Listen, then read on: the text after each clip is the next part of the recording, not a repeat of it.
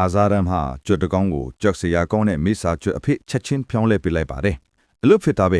နေ့ရဲ့ရှုပ်ထွေးခြင်းစွမ်းအားကိုတက်ရှိတဲ့ထဲသွင်းပြီးအဆင့်မြင့်တင်နိုင်ရေးငါတို့ကဘာနဲ့ကိုက်နီးရဲ့မော်ပတ်ဝန်းကျင်ကိုဖန်တီးနိုင်ပါပဲလို့မော်ဖိုင်းကဂျင်းနဲ့စွာဆိုလိုက်တာပေါ့အာဇာရမ်ကငါတို့ကတကယ်ကိုအတွဲညီတာပဲငါမှအကန့်အသတ်မရှိတဲ့စွမ်းအားတွေရှိတယ်နင်ကတော့ငါအတွက်ခန္ဓာကိုယ်တွေရှာပြရရုံပဲလို့ပြောရင်းမော်ဖိုင်းကိုသူ့ရဲ့စွမ်းအားတွေကိုအပြည့်အဝလက်ခံဖို့တိုက်တွန်းလိုက်ပါတယ်ဒါပေမဲ့မော်ဖိုင်းကမလို့ပါဘူးငါရဲ့တခုတည်းတော့ရီမန်းချက်ကငါတခင်မကြီးကိုပြန်လဲအသက်သွင်းဖို့ပဲကဘာကြီးကိုအုပ်ချိုးဖို့လဲစိတ်မဝင်စားဘူးလို့အပြတ်ညင်းဆိုလိုက်ပါတယ်သူတို့နှစ်ယောက်ဟာအပြန်အလှန်အကျိုးစီးပွားတစ်ခုအတွက်သဘောတူညီချက်တစ်ခုလုပ်လိုက်ကြပါတယ်ကောင်းပြီလေငါခဏလောက်ထွက်သွားအောင်မယ်နင်ကငါကိုတိတ်မယုံဘူးဆိုတာငါသိတာပေါ့လို့ဆိုကဒီကိုဖန်တီးထားတဲ့ဒုတိယမြောက်ကိုပွားနဲ့အတူမောင်ခိုကွိုင်းကိုစီမံဖို့လွှဲအပ်ခဲ့ပါတယ်အာဇာရမ်ကမိစ္ဆာဘရင်အစိတ်ရှိတဲ့ခန္ဓာကိုယ်တစ်ခုရဖို့ဘယ်လောက်ကြာမလဲလို့မေးတဲ့အခါမော်ဖိုင်းကအခုလေ့ကျင့်ရေးကွင်းဒီပျက်စီးသွားလာဆိုတော့အချိန်ယူရမယ်ဒါတခင်လို့တန်မားတဲ့သူတွေကိုအပြင်ကနေဖမ်းဆီးအောင်လို့ပြန်ခေလိုက်ပါတယ်အဲ့ဒီအချိန်မှာအာဇာရမ်က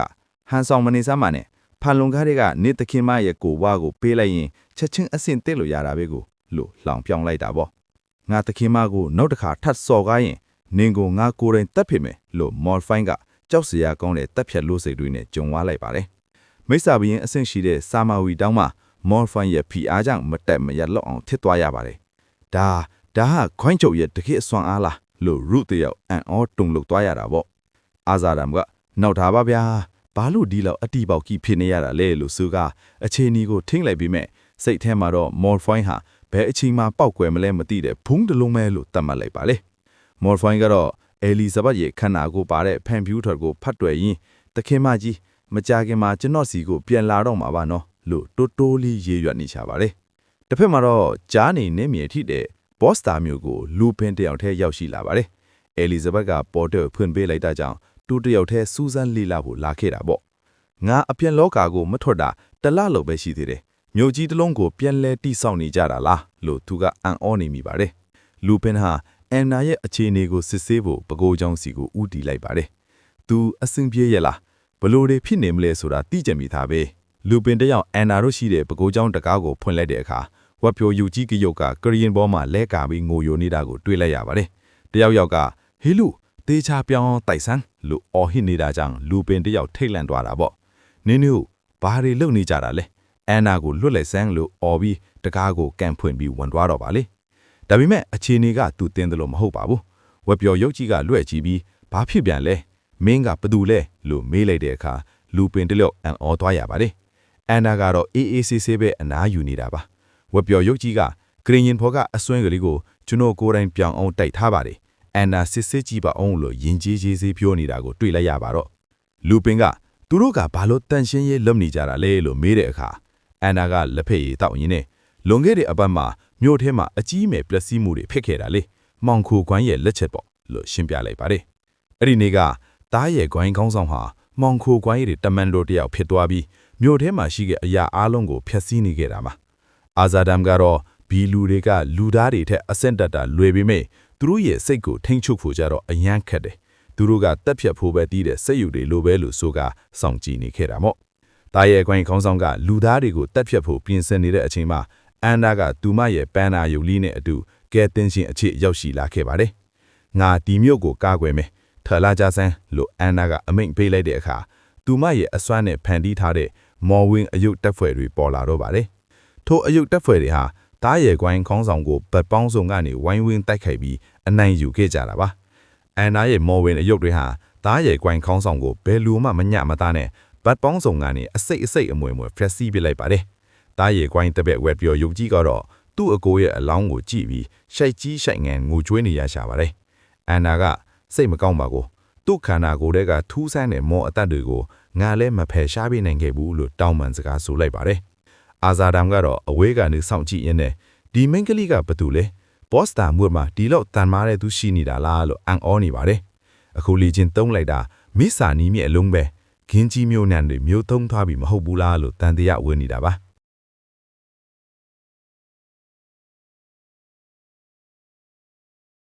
ါလူပင်ကဒီလိုမှောင်တိုက်တဲ့အစိမ့်တွေကိုကြည်ယုံနေတယ်ဒီကိစ္စတွေရဲ့နောက်ခဲမှာ မောင်ခိုကွိုင်းရှိနေတာတေးကြသွားပြီလို့မှတ်ချက်ပေးလိုက်ပါတယ်အန်နာကလည်းဟုတ်တယ်ဒါပေမဲ့အဲ့ဒီလူပျောက်ကွယ်သွားခင်မှာငါမျက်လုံးထဲမှာရှိတဲ့မော်အစွမ်းမျိုးကိုငါခံစားလိုက်တယ်ငါသူ့ကိုဖမ်းမိရင်ငါရဲ့ပျောက်ဆုံးနေတဲ့မှတ်ညံတွေပြန်ရနိုင်မလားမသိဘူးလို့မျှော်လင့်တကယ်ပြောရှာပါတယ်လူပင်ကအန်နာကိုအားပေးစကားပြောလိုက်ပြီးအန်နာနင့်အစင်ပြေရလားဆိုတာလာကြည့်တာပါတခြားအခက်အခဲရှိရင်လည်းငါ့ကိုအချိန်မရွေးပြောလို့ရတယ်နော်လို့ဆိုလိုက်ပါတယ်အန်နာကအခုတော့အတိတ်ကအရေးမဲတွေကိုငါအကုန်မေ့ပစ်လိုက်ပြီအဲလီဇဘက်ပြောသလိုပဲငါရဲ့ဂင်ဂျီမျိုးနဲ့အစွမ်းတွေကိုသုံးပြီးကဘာကြီးငိမ့်ကြအောင်ငါကြိုးစားသွားမှာပါလို့ပြက်ပြက်တန်းတန်းပြန်ဖြေလိုက်တာပေါ့လူပင်ကကောင်းတာပေါ့အချင်းတွေကိုနစ်လက်ထဲအပ်လိုက်တာငါရဲ့မှန်ကန်တဲ့ရွေးချယ်မှုပဲလို့ပြောတဲ့အခါအန်နာကအံ့ဩသွားပါတယ်ငါလက်ထဲအပ်လိုက်တာဟုတ်လားလို့သူမကပြန်မြေးတော့လူပင်ကအဲလီဇဘက်ကအပြင်လောကအကြောင်းကိုစိတ်မဝင်စားတော့ဘူးလေဒါကြောင့်ငါကပဲအခြေအနေကိုထိန်းချောင်းနေရတာတကယ်လို့တန်တရေလာသူတဲ့ကောင်thứcကငါကိုယ်တိုင်သာဓရိုက်ပါမယ်ပတ်သက်မိမယ်ဆိုရင်ဒီကဘာကြီးတစ်ခုလုံးကိုအစကနေပြန်တီဆောက်ရလိမ့်မယ်လူပင်ရဲ့စကားထဲမှာအန်နာတို့သာမချေချာမလွတ်ဆောင်နိုင်ဘူးအားလုံးတေဆုံးသွားနိုင်တယ်ဆိုတဲ့သတိပေးချက်ပါဝင်နေတာကိုအန်နာရည်မိသွားပါတယ်အဲလီဇဘက်က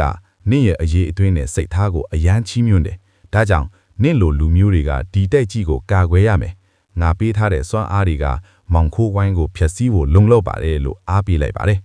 သူဟာအရင်ကဂတိပေးထားသလိုပဲအန်နာအတွက်တစ်တီတွေယူလာပြီးနင်းဒီမှာဆက်ပြီးကြိုးစားရမယ်နော်ငါလည်းဒါမှစိတ်အေးလန်းလမ်းလျှောက်ခတ်တဲ့လူရမှာပါလို့ဆိုကဂျင်းနဲ့စွာပြုံးလိုက်တော့ပါတယ်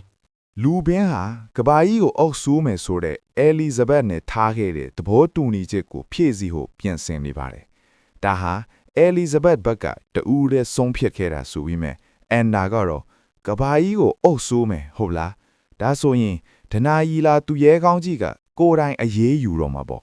အဲ့ဒါဆိုရင်တော့အရန်ကောင်းမှာပဲလို့ဝမ်းသာအားရမေးလိုက်တာပေါ့လူပင်ကတော့ညင်းဆိုလိုက်ပြီးဒါဟာသူမထင်တယ်လို့မဟုတ်ကြောင်းပြောလိုက်ပါတယ်တကယ်တော့သူ့ရဲ့နောက်ဆုံးပန်းတိုင်ကငင်းချမ်းရေးကိုရယူဖို့ပဲဖြစ်ပါတယ်ဒီပန်းတိုင်ကိုရောက်ဖို့အဲလီဇဘက်ကတော့ကဘာကြီးကိုအုပ်ဆိုးလိုက်ရင်လုံလောက်ပြီလို့ထင်နေတာပါဒါပေမဲ့သူကတော့သူမနဲ့မတူတဲ့တခြားနီလန်းနဲ့လှုပ်ဆောင်ခြင်းနေတာပါဘလို့နီလန်းမျိုးလဲလို့အန်နာကမေးလိုက်တဲ့အခါလူပင်ကရေမောပြီးသူဒီနဲ့ဒီကိုလာရတဲ့အကြောင်းရင်းကသူမစီကအကြံဉာဏ်တောင်းဖို့ပဲဖြစ်တယ်လို့ဆိုလိုက်ပါတယ်အန်နာကအံ့ဩသွားပြီးသူမစီကဘာအကြံဉာဏ်များလိုအပ်လို့လဲလို့ပြန်မေးတာပေါ့လူပင်ကသူမဟာစားအုပ်တွေအများကြီးဖတ်ထားသူမအမို့ကွန်တီနန့်ရဲ့လက်ရှိအင်အားစုတွေအခြေအနေကိုကောင်းကောင်းသိမှာပဲလို့ပြောလိုက်ပါတယ်အန်နာကလည်းသဘောတူပြီးသူမသိသမျှအရာအလုံးကိုပြောပြပါတော့တယ်မိစာနယ်မြေတွေကမောင်ဂိုဂိုင်းအကြောင်းကိုသူမသိမသိပေမဲ့အစိတ်နယ်မြေဟာတီးခြားဖြစ်နေတာအကြောင်းရဲ့ဓာတ်သခင်ရဲ့ကြီးမားတဲ့စွမ်းအားအကြောင်းရဲ့အကြောင်းအားလုံးဟာငြိမ်းချမ်းတဲ့ဆက်ဆံရေးကိုထိမ့်သိမ်းထားနိုင်ကြပါတယ်ဒါပေမဲ့တကယ်အတိုင်းမှာတော့တခြားအင်အားစုနှစ်ခုဟာမောင်ဂိုဂိုင်းလှုပ်ရှားနေတာကိုကြည့်ပြီးကြည်နက်နေကြတာပါလူဘင်းကငါနားလေတဲ့လောက်တော့တန်ရှင်းသောဓာတ်ကွင်ကိုလွှမ်းရင်ကျန်တဲ့အင်အားစုတွေကသူတို့ရှေ့မှာရှိနေတဲ့ပြဿနာတွေကိုပဲရှင်းဖို့ကြိုးစားနေကြတာပေါ့ဒါကြောင့်မောင်ဂိုဂိုင်းကဒီအခြေအနေကိုအခွင့်ကောင်းယူသွားတာပဲလို့မှတ်ချက်ပေးလိုက်ပါတယ်အန်နာကကွန်တီနန့်ပေါ်မှာဘယ်လိုနီးနဲ့ငင်းချမ်းရေးဖော်ဆောင်မလဲလို့မေးတဲ့အခါလူဘင်းကစင်မန်သောငင်းချမ်းရေးဆိုတာမောင်ဂိုဂိုင်းကိုဖျက်ဆီးရုံနဲ့မရဘူးလို့ပြန်ဖြေပါတယ်အဲလီဇဘက်ကသူမရဲ့စွမ်းအားနဲ့လူတွေကိုဖိနှိပ်ချုပ်ချယ်လိမ့်မယ်ဒါပေမဲ့သူကတော့သူမနဲ့မတူဘူးသူကအားလုံးကိုစုစည်းပြီးမောင်ဂိုဂိုင်းကိုတိုက်ခိုက်ရင်းနဲ့စင်မန်တော်မဟာမိတ်အဖွဲ့ဂရီတစ်ခုဖြစ်လာခြင်းတာပါဒီလိုနည်းနဲ့မောင်ဂိုဂိုင်းရဲ့အကျက်အသေးကိုအခွင့်အရေးအထိပြောင်းလဲပြီးရန်သူမရှိတော့တဲ့အခါမှာလဲရေရှည်တည်တတ်တဲ့ငင်းချမ်းရေးကိုရယူနိုင်မှာပါဒါပေမဲ့ဒီအင်အားကြီးနိုင်ငံတွေကိုသူဘလို့စီးယုံမလဲသူကိုယ်တိုင်အပြင်ထွက်ပြီးစ조사ကြည့်ဖို့ပဲရှိတာပေါ့ဒါဟာအဲလီဇဘက်ရဲ့နီလန်နဲ့မတူတဲ့သူစဉ်းစားမိတဲ့တခုတည်းနီလန်ပဲဖြစ်ပါတယ်အန်နာကဒါကိုနားလေသွားပြီးဒါဟာသူရဲကောင်းတဲ့မိစာဘရင်မတို့ဂျာကအလောင်းအထက်တခုဖြစ်နိုင်တယ်လို့တွေးနေမိပါတယ်လွန်ခဲ့တဲ့900လွန်ကအဲလီဇဘက်ဟာရိုးရှင်းတဲ့ထိရောက်တဲ့အုပ်ချုပ်ရေးနဲ့ငင်းချမ်းရေးယူဆောင်လာခဲ့ပူပါတယ်ဒါပေမဲ့သူမမရှိတော့တဲ့အခါမှာတော့လောကကြီးဟာတကြော်ပြန်ပယင်းပယဖြစ်လာခဲ့ရတာပါလူဘင်းကအန်နာကိုဘာတွေတွေးနေတာလဲလို့မေးပြီးနီးပညာတွေကြောင့်နာမည်ကြီးတဲ့ Aristotle နိုင်ငံအကြောင်းထပ်ပြီးမေးလိုက်ပါတယ် အန်နာကသူမအဲ့ဒီကိုမရောက်ဖူးပေမဲ့စားအောက်ကလေးထဲမှာတော့ရဲတိုက်လောက်ကြီးမားတဲ့တန်နလိဘလူးတွေကိုမောစွမ်းအားလစ်စီလိုနိုင်လေတခုနဲ့ပဲထိန်းချုပ်နိုင်တယ်လို့ဖတ်ဖူးကြောင်းပြောပြပါတယ်။လူဘင်းကဓာကိုတကယ်လို့မြင်ကျင်သွားပါတယ်။တန်ရှင်းသောဓာခွေနဲ့လည်းပတ်သက်နေတာကြောင့်သူ့ရဲ့နောက်ထပ်သွားမဲ့နေရာကိုအာရစ်စတိုတယ်လို့တတ်မှတ်ရမလားလို့စဉ်းစားနေတာပေါ့။အန်နာကတော့ elf မျိုးစိုးစုတွေစီကိုအရင်သွားဖို့အကြံပေးလိုက်ပါတယ်။ဘာလို့လဲဆိုတော့အာရစ်စတိုတယ်ကအခုထက်တမိုင်းပိတ်ထားစေဖြစ်တယ်လို့လက်တလော့ထွတ်ပေါ်နေတဲ့သတင်းတွေအရဆိုရင်အန်နာကဆက်လက်ပြီး elf မျိုးစိုးစုရဲ့အကာအကွယ်ကိုရယူထားတဲ့တန်ရှင်းသောဓာခွင်အကြောင်းကိုပြောပြနေပါတယ်။ဒီအချိန်မှာတော့ဘေးဟတ်ကသမီးဖြစ်တဲ့ elf ကိုဗဟုတုတတွေအများကြီးရယူနိုင်တဲ့နေရာတစ်ခုကိုခေါ်ဆောင်လာခဲ့ပါတယ်။ elf မျိုးစိုးစုရဲ့နေမြေလေးကိုရောက်ဖို့ဆိုရင်အပင်ငရဲပုံလို့လူသိများတဲ့ကွင်းပြင်ကိုအရင်ဆုံးဖြတ်ကျော်ရမှာပဲဖြစ်ပါတယ်။ဘေးဟတ်ကသမီးကိုတေချာယုံကြည်မှုရှိရလားလို့မေးလိုက်တဲ့အခါ elf ကစိတ်ချပါဖေးလို့ပြန်ဖြေပြီးသူမရဲ့ကပ်ဖြတ်ချက်စွမ်းအားနဲ့စတင်တိုက်ခိုက်လိုက်ပါတော့တယ်။ဘေးဟတ်ကဒါဟာအပင်ဆုံး area ပဲရှိသေးတယ်လို့အတွင်းရောက်လေအပင်တွေကပိုပြီးအန်ဒီရများလေဖြစ်မှာကိုတတိပေးလိုက်ပါတယ်။သူတို့ဟာ elf နယ်မြေနဲ့တဖြည်းဖြည်းနီးကပ်လာပြီဖြစ်ပါတယ်။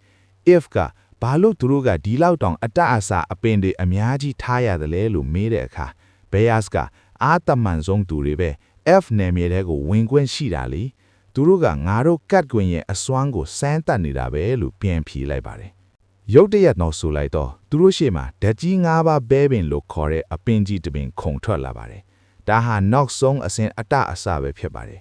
ထိုပဲပင်ကြီးဟာသူတို့စီကိုပဲစီတွေနဲ့ပစ်ခတ်ပါတော့တယ်ဘေးဟတ်ကလွန်ခဲ့တဲ့နှစ်ပေါင်း30ကျော်ကဓာတ်ထကင်ကိုနောက်ကိုလိုက်ရင်နဲ့ဒီနေရာကိုရောက်ခဲ့တာပါif ကတူမရဲ့ကတ်ဖြတ်ချက်စွမ်းအားနဲ့ပဲကြီးတွေကိုနှစ်ပိုင်းပြတ်သွားအောင်တိုက်ခိုက်လိုက်ပါတယ်။ဘေးဟတ်ကတူမကိုပေါင်းဆက်ကျွမ်းကျင်စွမ်းအားတွေကိုထုံးခိုင်းတဲ့အကြောင်းတူမကကြက်ချဲခတ်ဖြတ်တောက်ခြင်းကိုသုံးပြီးဒီအပင်ကတိတ်မတန်ပါဘူးလို့ပြောလိုက်ပါတယ်။ဒါပေမဲ့ဘေးဟတ်ကလျော်မတွက်မိအောင်တတိပေးလိုက်ပါတယ်။ပဲပင်ကြီးဟာချက်ချင်းဆိုလိုက်တော့ပြန်လဲရှင်းတန်လာပြီးအဆင့်9ဆင့်ပိုးပြီးတန်မှန်သွားပါတယ်။သမီးဒိုင်းရှယ်ကိုအမြန်သုံးပြီးအဖေးနောက်မှာလာနေလို့ဘေးဟတ်ကအော်ဟစ်လိုက်ရတာပေါ့။ပဲပင်ကြီးက3000ခန့်ပစ်ခတ်ခြင်းတွေလှုပ်လာကြောင်းသူတို့ရဲ့ခုခံရေးကတ်တွေတောင်ပျက်စီးကုန်ပါတယ်။ if တယောက်ရန်သူကိုလျော်မတွက်မိတာကြောင့်ဒဏ်ရာရရှိသွားပါတယ်။ Bears ကသူမရဲ့ဒဏ်ရာကိုအစိတ်ပါနိုင်တာကြောင့်မထီဖို့မြစ်သားပြီးသူ့ရဲ့နှလုံးသားကုသရေးကတ်တွေကိုသုံးပြီးဒဏ်ရာကိုကုသပေးလိုက်ပါတယ်။ if ခါဆက်တချင်းသေးပေမဲ့ Bears ကအန်ဒီရဲ့များတာကြောင့်အနားယူဖို့ပြောလိုက်ပါတယ်။ဒီပဲပင်ကြီးဟာအစိတ်မီရေခဲအပင်နဲ့ရေဆိုတဲ့ဓာတ်ကြီး၅ပါးပေါင်းဆက်ထားတာဖြစ်ပြီးသူ့ရဲ့စွမ်းအားဟာမိစာဘရင်အဆင့်နဲ့မခြားပါဘူး။ပဲပင်ကြီးဟာပိုမိုကောကြစရာကောင်းတဲ့အသွင်းကိုပြောင်းလဲသွားပါတယ်။သူဟာဓာတ်ကြီး၅ပါးကိုပေါင်းဆက်ပြီးဘယ်သူကိုမှချုပ်သိမ်းနိုင်တဲ့မောအတက်တွေကိုအသုံးပြုနိုင်တာပါ။လွန်ခဲ့တဲ့နှစ်ပေါင်း30ကျော်ကဓာတ်တကင်ကောင်သူ့ကိုချက်ချင်းအနိုင်ယူနိုင်ခဲ့တာမဟုတ်ပါဘူး။အခုတော့ဒီအပင်ဟာပိုပြီးတော့တောင်တန်မှန်လာခဲ့ပါပြီ။တိုက်ပွဲကကြာလေးအပင်ကပိုပြီးတန်မှန်လေးပဲဖြစ်ပါတယ်။ Bears ကပဲပင်ကြီးကိုအပီးထပ်ဖို့သူ့ရဲ့ retina ကတ်တုံကိုအသုံးပြုဖို့ပြင်ဆင်လိုက်ပါတယ်။အဖေဘုံဆယ်လုံးကတ်ကိုသုံးလို့မလားလို့ F ကမေးလိုက်တဲ့အခါ Bears ကမဟုတ်ဘူးဒီလိုတက်ကြီး၅ပါးစွမ်းအားရှိတဲ့ရန်သူမျိုးဆိုရင်ဘုံ၃လုံးကတ်နဲ့တန်ရှင်းသောမောဆရာလေးကိုစင်ခေါ်တာကပိုပြီးထိရောက်တယ်လို့ပြန်ဖြေလိုက်ပါတယ်။အဲ့ဒီအချိန်မှာပဲသူတို့နားကိုမြားတစ်စိမ့်လာဆိုင်ပါတယ်။ F ကအဖေဒီမောစွမ်းအားကယင်းနီးစရာကောင်းလာကြလားလို့ဆိုလိုက်တာပေါ့။ Bears ကဒါကတဘာဝကြပါတယ်။သမီးရဲ့သွေးထဲမှာ elf မျိုးစိုးရဲ့သွေးတွေစီးနေတာကိုလို့ပြောလိုက်ပါတယ်။ချက်ချင်းဆိုလိုက်တော့ elf မင်းကလေးတယောက်ပေါ်လာပြီးသူတို့ကိုနေမဲတဲ့ဝင်သွားဖို့လမ်းညွှန်ပေးလိုက်ပါတယ်။ elf ကအဖေအမေကဒီမှာရှိနေတယ်ဆိုရင်ဘာလို့ငါတို့ကိုလာမတွေ့တာလဲလို့သိချင်စိတ်နဲ့မေးလိုက်တာပေါ့။ Bears ကelf တွေမှာတင်းကျပ်တဲ့အဆင့်အတန်းခွဲခြားခြင်းမှုရှိတဲ့သမီးတို့ကိုကာကွယ်ဖို့အတွက်အမေကတန်ရှင်းသောမြေကိုပြန်သွားခဲ့တာပါခုဆို26နှစ်တောင်ကြာခဲ့ပြီဒါပေမဲ့သမီးရဲ့ပေါ်ထားတဲ့အမေရဲ့မေတ္တာကဘယ်တော့မှမပြောင်းလဲမှာမဟုတ်ဘူးဆိုတာအဖေယုံကြည်တယ်လို့ဆိုကအားပေးလိုက်ပါတယ်သူတို့ရှိမှ elf နယ်မြေကြီးပွင့်ထွက်လာတဲ့အခါ elf တွေကသူတို့ကိုကြည့်ပြီးဒါကလူတစ်ယောက်ပဲဘေးကတစ်ယောက်ကတော့သွေးနှုတ်ပေါ် သူတို့ကတန်ရှင်းသောဓာခွင်ကိုယ်စလာလာကြတာမို့လားလို့နှိမ်ချတဲ့လေတန်းနဲ့ပြောကြတာပေါ့နှိမ်ချတဲ့မျိုးစိုးစုတွေကထွက်တဲ့အနံ့အသက်ခါတကယ်လို့စိတ်အနောက်ရှက်ဖြစ်เสียကောင်းတယ်လို့ဆိုကရန်သူနေကြပါတယ် if ကဘာလို့အလောက်တောင်ရန်သူနေရတယ်လဲလို့မေးတဲ့အခါ Bears ကဒီက F အများစုကမျိုးစိုးစုတွေကအပြင်ကိုတစ်ခါမှမထွက်ဖူးကြလို့ပါ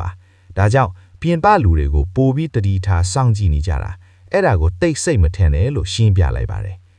F မျိုးစိုးစုဟာမြင်မြတ်တဲ့တစ်ပင်ကြီးကိုဘယုံပြုတ်ကြီးနေထိုင်ကြပါတယ်ဘယုံနဲ့နီးလေလေသွေးမျိုးရွေမြင့်လေလေရရှိမဲ့အရင်အမျိုးတွေကပိုပြီးများပြားလေလေဖြစ်ပါတယ်သွေးမျိုးရွေနှိမ့်တဲ့ F မျိုးစိုးစုတွေကလာအပြင်လောကကိုထွက်ခွာသွားကြတာဖြစ်ပေမဲ့ချွင်းချက်အနေနဲ့ထူးချွန်တဲ့သူတွေလည်းရှိတတ်ပါတယ်အဲ့ဒီအချိန်မှာပဲတရေတကောင်ကိုစီးနှင်းထားတဲ့ main ကလေးတယောက်ပေါ်လာပြီးငါကဒီမျိုးစိုးစုရဲ့စစ်သေးနာချုပ်ပလန်းချက်ပါလို့ဆိုလိုက်ပါတယ် Bears ကသမီးတတိထားပါသမီးအမိကတန်ရှင်းသောမြေမှာစောင့်နေလောက်ပြီလို့တိုးတိုးလေးပြောလိုက်တာပေါ့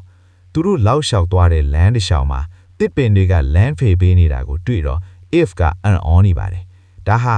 F တွေရဲ့ကာကွယ်ရေးအတက်အစားတစ်ခုဖြစ်ပြီးအစင်မြင့် F တွေရဲ့လမ်းညွန်မှုမရှိရင်ကျူးကျော်သူတွေဟာတောအုပ်ဝင်းကဘာထဲမှာပိတ်မိသွားမှာပဲဖြစ်ပါတယ်နောက်ဆုံးမှာတော့သူတို့ဟာလှပလွန်းတဲ့နေရာတစ်ခုကိုရောက်ရှိလာခဲ့ပါပြီ Bears ကရောက်ပါပြီဒီနေရာဟာအရာအားလုံးစတင်ခဲ့တဲ့နေရာပေါ့လွန်ခဲ့တဲ့နှစ်ပေါင်း30ကျော်ကအဖေဒီကိုရောက်သွားတော့ကတော့ ဘေးရစာတန်ရှင်းသောဓာခွင်ရဲ့အဖွဲ့ဝင်တစ်တယောက်အနေနဲ့ elf နေမီကိုပထမဆုံးရောက်ခဲ့တုန်းကအမတ်တရေတွေကိုပြန်ပြောင်းတရိယာနေပါတယ်အဲ့ဒီတုန်းကမင်းကလေးတယောက်ကဖယ်ပေးကြပါငါသူ့ကိုထိမ့်မရတော့ဘူးလို့အော်ဟစ်ပြီးတရုံတတိုင်းထေးလာခဲ့တာပါဘေးရစ်ကတော့ချက်ချင်းဆိုလို့ရှောင်းတင်းလိုက်ပြီးအဲ့ဒီတားရက်တဲ့ဆန်ကြီးဘော်ကိုတစ်ချက်တည်းနဲ့ခုန်တက်သွားခဲ့တာပေါ့စိတ်အေးထားပါအားလုံးအဆင်ပြေသွားမှာပါလို့ဘေးရစ်ကချောမောင်းလိုက်ပါတယ်ဒါဟာအစင်မြင့် F တွေပဲစီးနှင်းခွင့်ရှိတဲ့မြင့်မြတ်တဲ့တားရက်ကြီးဖြစ်ပါတယ်ဘေးရစ်ကဒီကောင်ကြီးကိုငါ့ကိုခဏလောက်ငါးစီပါအောင်လားလို့နောက်ပြောင်းလိုက်ပြီးမြင်မင်းကလေးကတော့မလို့ပါနဲ့ငါကမြေပြင်ပေါ်မှာတော့တေချာမစီးတတ်သေးဘူးလို့ကြောက်လန့်တကြားပြိုင်းဖြေရှာပါတယ်ဘေးရစာတားရက်ကြီးနဲ့အတူကောင်းကင်ရံသေးကိုပြန်တက်သွားတဲ့အခါ elf နယ်မြေရဲ့အလှပါရီကိုကြည့်ပြီးအံ့ဩသွားရပါတယ်မင်းကလေးကတော့ကြောက်လွန်းလို့မက်ဆီကိုအတင်းမိတ်ထားပြီးအမြန်ဆင်းပေးပါတော့အဖေတို့မြင်သွားရင်ဒုက္ခရောက်ကုန်လိမ့်မယ်လို့အော်နေတာပေါ့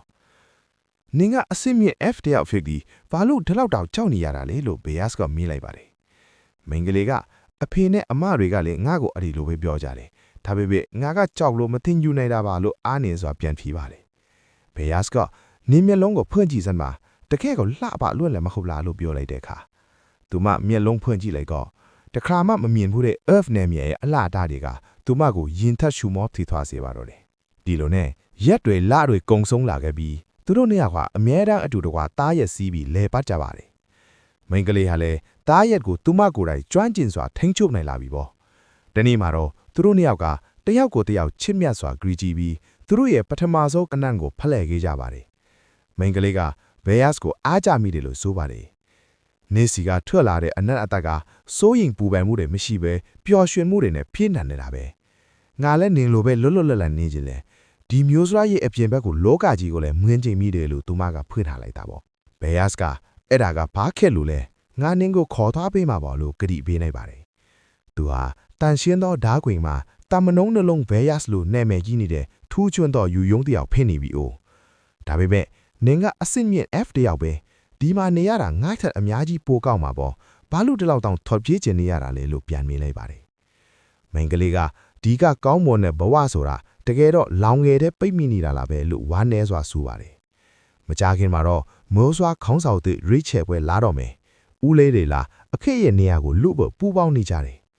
ဘဲယတ်ကသူမကိုဖတ်ထားပြီး F မျိုးစရာရဲ့ဆက်ဆံရေးကိုငါသိမသိဘူးဒါပေမဲ့လွတ်လပ်မှုဆုံးရှုံးပြီးပိတ်မိနေရတာကတော့အဆိုးဆုံးပဲဆိုတာငါသိတယ်မနှက်ဖြန်ကြရင်ငါဘဲရစာတန်ရှင်းသောဓာခွင်ကနေတယ်လီပို့စ်ကတော့ကိုရော့ယူပြီးသူမကိုခေါ်သွားဖို့ဆုံးဖြတ်လိုက်ပါတယ်ဒါဟာ F မျိုးစရာနဲ့တန်ရှင်းသောဓာခွင်နှစ်ဖက်စလုံးကိုစော်ကားတယ်လို့ဖြစ်သွားနိုင်ပေမဲ့မိန်းကလေးကတော့သူမအိမ်မက်မှတ်နေတဲ့တာမန်ဘဝလေးအတွက်လက်ခံခဲ့တာပေါ့သူတို့နှစ်ယောက်ချစ်ချင်းရဲ့အထိမ်မှတ်အပြည့်နန်းရှုံလိုက်ပြီးတဲ့နောက်အသိရဲ့အရေးရောင်တွေကမျက်စိရှိကနေပျောက်ကွယ်သွားပါတော့တယ်မျက်မှောက်ကာလမှာတော့ဘဲယတ်နဲ့ F တို့ဟာ F နယ်မြေရဲ့အကားအကွယ်အသာစီးကိုဖြတ်ကျော်ပြီးတခြားကဘာတစ်ခုလိုထူးခြားတဲ့နေရာကိုရောက်ရှိလာပါတယ် အဲ့ဒီနေရာမှာတော့ပေါ်ပြလို့မရနိုင်တဲ့ထူးခြားတဲ့တတ္တဝါတွေရှိနေတာပါသူတို့ကိုလမ်းပြလာတဲ့ F မင်းကလေးဟာတားရဲ့ကြီးကိုကျေးဇူးတင်စကားဆိုပြီးလွှတ်လိုက်ပြီးခေါင်းဆောင်တွေရဲ့ရှေ့မှာဒူးထောက်ပြီးတာဝန်ပြီးဆုံးကြောင်းအစီရင်ခံလိုက်ပါတယ် F ကအဖေဒီ F မျိုးစရာတွေကဘသူတွေလဲလို့တိုးတိုးလေးမေးလိုက်တဲ့အခါ Beyas ကဒါက F မျိုးစရာရဲ့ခေါင်းဆောင်တွေပဲစကားပြောတတိထားသူတို့စီကိုချင်းကပ်ဖို့အချိန်တန်သွားပြီရုတ်တရက်ဆိုသလို F တယောက်နေမကောင်းသလိုခံစားလိုက်ရပြီးခြေလမ်းတွေရပ်တန့်သွားရပါတော့တယ်ခေါင်းဆောင်တယောက်ဖြစ်တဲ့ Avari ကပြုံးလိုက်ပြီး Beyas ငါတို့မတွေ့ရတာတော်တော်ကြာပြီနော်လို့နှုတ်ဆက်လိုက်ပါတယ် Beyas ကအငိုးသွားပေမဲ့ချက်ချင်းပဲအယိုသေးပေးလိုက်ပြီးမတွေ့ရတာကြာပါပြီ F user ရဲ့ခေါင်းဆောင်မြကြီးကိုဂါရော့ပြုပါတယ်လို့ဆိုလိုက်ပါတယ် Vardon ကတော့နင်ကတန်ရှင်းတော့ဓာဝင်ကိုယ်စလေငါတို့ကိုလာစီးစုံးတာလားလို့မေးခွန်းထုတ်လိုက်ပါတယ် Beyas ကအတိအကျပြောရရင်တော့ကျွန်တော်ရဲ့ကက်ကွင်နဲ့တန်ရှင်းတော့ဓာဝင်တို့ကမှန်ခိုးခွင်ကိုနှိမ်နှင်းဘူးတယူတဲ့မဟာမိတ်အဖွဲ့ဖွဲ့စည်းခဲ့တာပါအခုကျွန်တော်လာတာက F မျိုးစရာကိုလည်းဒီမဟာမိတ်ထဲမှာပါဝင်ဖို့ဖိုက်ခေါ်ခြင်းလုံးပါလို့ဆိုလိုက်တာပေါ့အာဘာရီကရီမောလိုက်ပြီးဘဲရစီရဲ့ကက်ကွင်နာမည်ကြီးလာတာကိုသိထားကြောင်းနဲ့တန်ရှင်းတော့ဓာကွင်ရဲ့တနာစီလာကောင်းတဲ့အခြေအနေကိုလည်းကောင်းကောင်းသိထားကြောင်းဆိုလိုက်ပါတယ်ဗာဒွန်ကတော့ဓာတကင်ပျောက်ဆုံးနေတာအနည်းဆုံး3လရှိပြီဒီလောက်အရေးကြီးတဲ့တိုက်ခိုက်ဝင်မရှိဘဲနဲ့ဒီမဟာမိတ်ကဘာအထီးပဲမြန်ရှိမှလဲလို့ဆိုကနှိမ်ချက်လိုက်ပါတယ်ဘဲရစ်ကတော့အဲ့ဒါကြောင့်ပဲကျွန်တော်လာခဲ့တာပါF တွေရဲ့အပင်ပေါ်အတက်ကိုတုံးပြီးဓာတကင်ရဲ့ခြေရာကိုရှာပေးဖို့တောင်းဆိုခြင်းပါတယ်ဓာတကင်ဆိုတာမြစ်စားပုံကပင်ရောက်ဖို့ခြေလန်းတလန်းပဲလိုထိုးတယ်သူပါသူတလောက်လွဲလွဲနဲ့မကြဆုံးပါမဟုတ်ဘူးဆိုတာခေါင်းဆောင်များကြီးတို့လည်းသိမှာပါလွတ်ပြန်လဲချေးပါလိုက်ပါတယ်အာဘာရီကအကင်လောကကြီးအားလုံးကိုနှိုထားစေဖို့ဆိုရင်ငါတို့ဘက်ကပေးဆက်ရတာအများများတာနင်ကတော့အလဲလဲအနီးနဲ့ဘာပေးနိုင်မှာလဲလို့မေးလိုက်ပါတယ်အဲ့ဒီအချိန်မှာပဲ if ကကြားဖြတ်ပြီးအခုကအရှုံးအမြတ်တွက်နေရမယ်အချိန်မဟုတ်ဘူးဓာသခင်ကိုအမြန်မရှာနိုင်ဘူးဆိုရင်မှန်ခိုးခွင်ရဲ့အန်ဒီရဲ့ကဒီမြဲစီကိုလည်းအနည်းနဲ့အမြတ်ရောက်လာမှာပဲလို့သူမကပြောလိုက်တာပေါ့ဗာဒွန်က if ကို right one စီချက်သူလူခေါ်လိုက်ပြီးနင်တို့ငါတို့နဲ့တတဲ့ခစ်ချင်နေတော့အရင်ဆုံးနင်ကထိုက်တန်တဲ့ကြောင့်ထိုက်တန်ပြရမယ်နော်နော်ကဓာတ်ကြီး၅ပါးပဲ့ပင်ဆိုတာမြစ်စားပုံပင်ရဲ့အနှိမ်ဆုံးစွာရည်ပါရှိသေးတယ်တကယ်လို့နင်တို့ဒီတိုက်ခိုက်မှုကိုတောင့်ခံလိုက်ခဲ့ရင်ငါတို့မဟာမိတ်အကြောင်းဆွေးနွေးကြတာပေါ့လို့ဆိုကပယ်ပင်ကြီးရဲ့အလင်းအမြောက်နဲ့စတင်ပစ်ခတ်လိုက်တာပါအလင်းတောင်တွေကအရန်ကိုတောက်တလုံးလောကြောင့်ပောက်ဝင်းကျင်တစ်ခုလုံးဖြူဝဲသွားရပါတယ်ဘယ်ယာစ်ကတော့သူ့ရဲ့ဘုံငါးလုံးကတ်ကိုတုံးပြီးနတ်တပြားအကာအကွယ်တွေနဲ့ခုခံလိုက်ပါတယ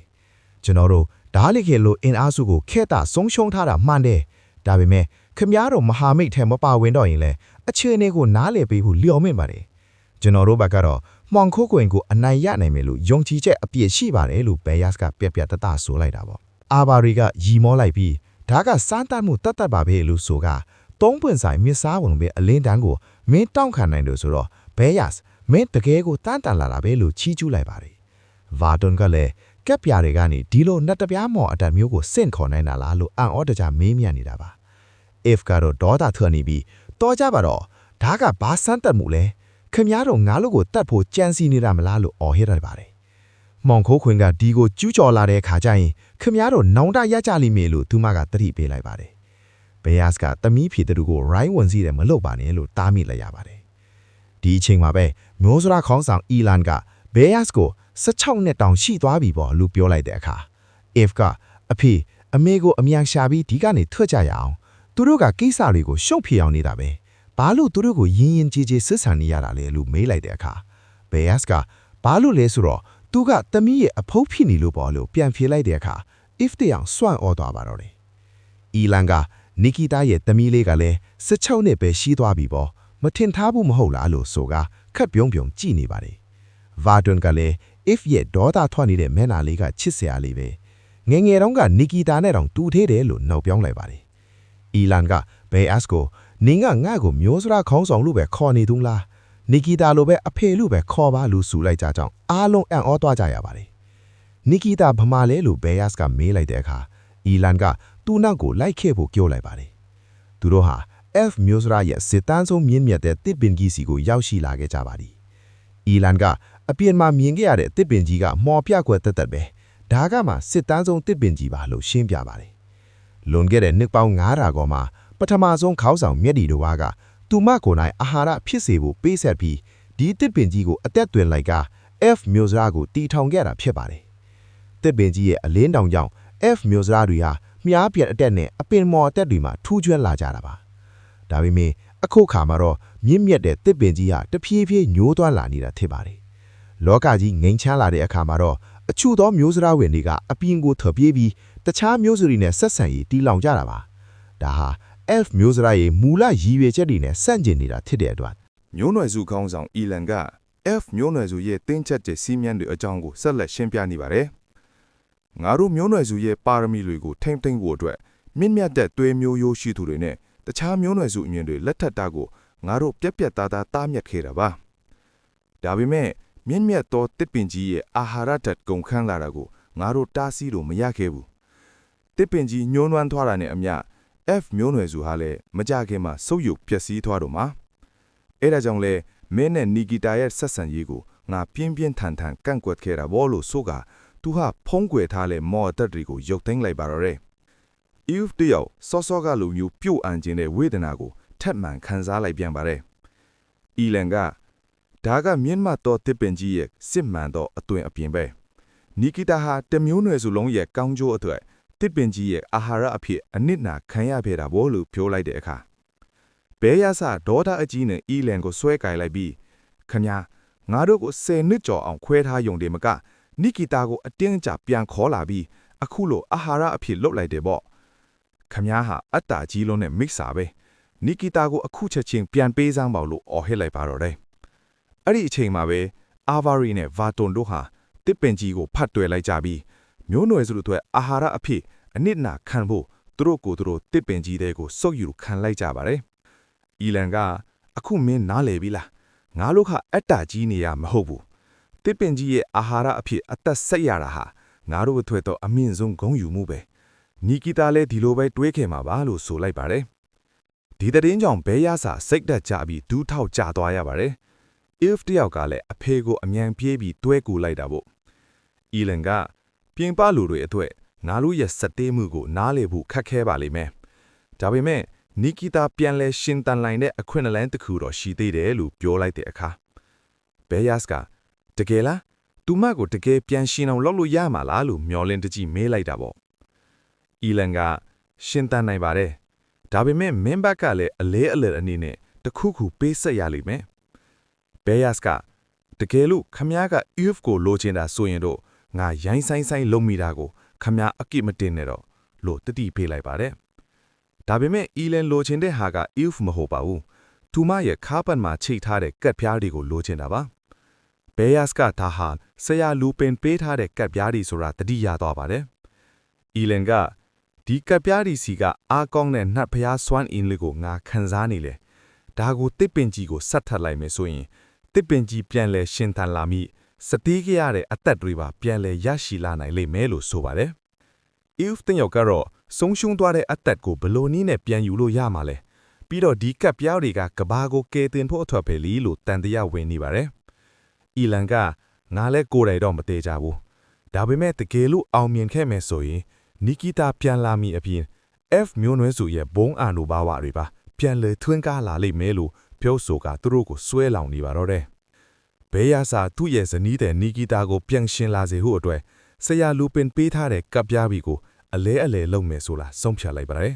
။ Eve တယောက်ကအဖေတကယ်လို့တခုခုမှားသွားရင်အဖေအားလုံးဟာကျမပေါ်ပဲကြာရောက်လာမှာနော်လို့စိုးရိမ်တကြီးတားမြစ်နေတာပေါ့။ဒါပေမဲ့ဘေးယတ်ကတော့တာဝန်အားလုံးကိုသူပဲခံယူပါမယ်လို့ဆိုကသူနဲ့ Eve စီမှာရှိတဲ့ကပ်ပြားဝက်စီကိုပေါင်းပြီးအီလန်စီကိုအနှံလိုက်ပါတော့တယ်။အီလန်ကမင်းဟာတကယ်ကိုကောင်းမွန်တဲ့တားမဲ့တယောက်ပဲလို့ချီးမြှောက်လိုက်ပြီးချက်ချင်းဆိုတာမြဘီမီကြီးကနေနွယ်ပင်းတွေကိုစင့်ခေါ်သည် Eve ကိုဖမ်းချုပ်လိုက်ပါတော့တယ်။ဘေးယတ်ကဒါဘာအတိတ်ပဲလဲလို့အော်ဟစ်မေးမြန်းလိုက်တဲ့အခါအီလန်ကဒီလောက်အယုံလွယ်လိမ့်မယ်လို့ငါမထင်တာဘူး။တကယ်တော့ F မျိုးနွယ်ဆိုတာမှန်ခုံကုန်းဘတ်ကိုကူးပြောင်းသွားတာကြာလာပြီလို့ယုံမာစွာပြန်ဖြေလိုက်ပါတယ်။အဲ့ဒီအချိန်မှာပဲပန်းပွင့်တစ်ခုပွင့်လာပြီးလူပြတ်တယောက်ပေါ်လာပါတယ်။ဒီ F ခေါင်းဆောင်တွေဟာလွန်ခဲ့တဲ့10နှစ်ကစပြီးငါအရေးရုပ်ပြုတ်ရုပ်တွေဖြစ်နေကြတာပါလို့လူပြက်ကဆိုလိုက်ပါတယ်။သူတို့ကိုရင်အင်္ဂါရတွေကိုမောင်တိုက်သောဆက်ရန်တန်းတွေနဲ့အစားထိုးထားတာလေ။ငါမခိုင်းရင်သူတို့ဘာသာလှုပ်ရှားနိုင်ပြီမဲ့ငါအမိန့်ပေးရင်တော့ငါစကားကိုပဲနားထောင်ရမှာပေါ့လို့လူပြက်ကဆိုလိုက်ပါတယ်။ if တယောက်ကသူမရဲ့မော်စွမ်းအင်ကိုသုံးပြီးပြန်လဲတိုက်ခိုက်ဖို့ကြိုးစားပေမဲ့အီလန်ရဲ့ကပ်ပါပင်မော်ကြောင့်သူမရဲ့မော်စွမ်းအင်တွေအားလုံးစုပ်ယူခံလိုက်ရပါတယ်လူပြက်ကရီမော်ပြီးဒီကပ်ပြားတွေကတခြားကဘာကဝိညာဉ်တွေကိုစင့်ခေါ်နိုင်တာပေါ့ဟုတ်လားတကယ်ကိုအဖိုးထိုင်တဲ့ပစ္စည်းတွေပဲလို့ဆိုကကပ်ပြားတွေကိုတိမ့်ပိုက်လိုက်ပါတယ်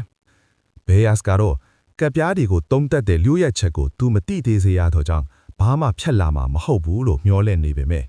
လူပြက်က F မျိုးနွယ်စုအားလုံးကိုသူတို့ရဲ့အသက်တွေကိုစတဲကိုအမိန့်ပေးလိုက်ပါတော့တယ်ရုတ်တရက်မြေပြင်တစ်ခုလုံးတုန်ခါလာပြီး F မျိုးနွယ်တွေရဲ့ကိုယ်ထဲကမော်စွမ်းအင်တွေဟာဘရင်ကတစ်ပင်ကြီးစီကိုစီးဆင်းသွားပါတော့တယ်တရိပ်ရှန်တွေကလည်းတကောင်ပြီးတကောင်တိဆုံးကုန်ကြပြီးပတ်ဝန်းကျင်တစ်ခုလုံးပျက်စီးခြင်းအငွေ့အထတွေဖုံးလွှမ်းသွားပါတယ်လူပြက်ကအကုန်လုံးကိုဝါမျိုးလိုက်ကြဆန်းလို့အော်ဟစ်လိုက်သည်ဘေးယတ်ကတော့အားလုံးပြီးဆုံးသွားပြီလို့ဆိုကမျော်လင့်ချက်ကင်းမဲ့စွာနဲ့ကြည်နေရပါတော့တယ်လူပြက်ကကက်ပြားတွေကိုကစားရတစ်ခုလိုအသုံးချသည်တစုံတစ်ယောက်ကိုထွက်လာဖို့အမိန့်ပေးလိုက်ပါတယ်ကက်ပြားတွေကကြောက်မှန်ပွေသောတရဝါဆန်းတွေဟာဂရိရဲ့အရက်မှာဒရီတက်လာနေပါသည်ဘေးယတ်ဟာဓာတ်တွေအားလုံးဟာသူ့အမားတွေပဲလို့နောင်တရနေတဲ့ဒီကဘာကြီးဟာမကြခင်ပြတ်သုံးသွားတော့မှာပဲလို့ညီသွားနေရှာပါတယ်ဒီအချိန်မှာတော့အဲလီဇဘက်ဟာလူပင်အိမ်မှာမရှိတဲ့နှစ်ရက်အတွင်းခောက်ဆွဲပကွမ်ဆေးကိုမိတ်သွားတယ်ဆိုတာတတိရသွားပါတယ်ဒါပေမဲ့အဲ့ဒီပကံခွက်ရွာတွေကြားမှာမိစ္ဆာတစ်ခုဖုံးကွယ်နေတာကိုသူတို့တတိမထားမိကြပါဘူးမိစ္ဆာကလူပင်ကိုဝါမျိုးဖို့ကြိုးစားပေမဲ့အိမ်တန်ရှင်းရေးလုပ်တဲ့ဆက်ရနုပ်ကတန်ရှင်းရေးလုပ်နေသည်လို့အတန်ပြုတ်ရင်းအဲ့ဒီမိစ္ဆာကိုစုပ်ယူဝါမျိုးပစ်လိုက်ပါတော့တယ်လူပင်ကအဲလီဇဘက်ငါတို့ F မျိုးနယ်စုစီကိုအတူတူသွားကြရအောင်လို့အကြံပြုလိုက်ပါတယ်။နယ်မြေတစ်ခုတိမ့်ပိုက်မလို့လားလို့သူမကမေးတဲ့အခါလူပင်ကတိမ့်ပိုက်ဖို့မဟုတ်ဘူးစီးဆုံးဖို့ပါ။ဘဲယတ်တို့လည်းအဲ့ဒီမှာသွားတယ်လူကြားတယ်။ ILF ထဲမှာလည်း F သွေးပါတာဆိုတော့ဒီဆက်ဆံရေးကိုသုံးပြီးမောင်ခိုးခွန်ကိုတိုက်ဖို့မဟာမိတ်ဖွဲ့ရမယ်လို့ရှင်းပြလိုက်ပါတယ်။အဲလီဇဘက်ဟာဂျေလီကျွေးရမယ်ဆိုတဲ့ကတိနဲ့သဘောတူလိုက်ပါတယ်။ဒီအတော်မှာတော့အယ်ဖာကသူ့ကိုယ်သူလူပင်ရဲ့ဦးတီးပေါညီအကိုသူရယာကြီးရဲ့ဓာတ်အစပဲလို့ကြွားဝါနေတာပေါ့မင်းတို့စီမှာရှိတဲ့ပစ္စည်းတွေဟာလူပင်လွင့်ပစ်လိုက်တဲ့အမိုက်တွေပဲငါသာမှပြည့်စုံသောဒန်တာရလာလက္ခဏာအစပဲလို့ဆိုကအားလုံးကိုနှိမ်ချနေပါလေအန်နာကတော့အဲ့ဒီစကားတွေကိုမယုံကြည်ပဲဒါဆိုရင်နှိမ့်စီမှာဒန်တာရလာသူရယာကြီးရဲ့လက်ထမတ်မျိုးတစ်စက်မှမပါတာဘာလို့လဲလို့ပြန်လဲခြေပြလိုက်ပါတယ်အယ်ဖာကဒါကလူပင်ကငါ့ကိုပြန်လဲဖန်တီးပေးထားလို့ပါအခုငါကအစွမ်းအထက်ဆုံးတန်ရှင်းသောဓာတ်အစစ်ဖြစ်နေပြီလို့ဒေါတာတကြီးအော်ဟစ်လိုက်ပါတော့တယ်အန်နာကတော့ဝန်ကိုင်းလို့ခေါ်တဲ့အကြီးကဲကိုလက်ကြည့်ကအဖိုးဝန်ကိုင်းသူပြောတာတကယ်ပဲလားလို့မေးခွန်းထုတ်လိုက်တဲ့အခါ ကဲဒီနေ့အထက်ဒီအပိုင်းလေးကတော့ဒီမှာတင်ပြီးဆုံးသွားပါပြီဗီဒီယိုလေးတွေကိုသဘောကျရင် like and sub ပေးပြီးအားပေးခဲ့ဖို့နဲ့အဆင်ပြေရင် VPN လေးဖွင့်ပြီးကြည့်ပေးခြင်းဖြင့်ကူညီပေးဖို့တောင်းဆိုခြင်းပါတယ်ကျေးဇူးတင်ပါတယ်လူပင်တူအဖွဲ့ F မျိုးနွယ်စီကိုတွားတဲ့အခါဘလို့စိတ်လှရှားစရာတွေနဲ့ကြုံရအောင်မလဲဆိုတာနောက်အပိုင်းမှာဆက်လက်စောင့်မျှော်ပေးကြပါဦးခင်ဗျာ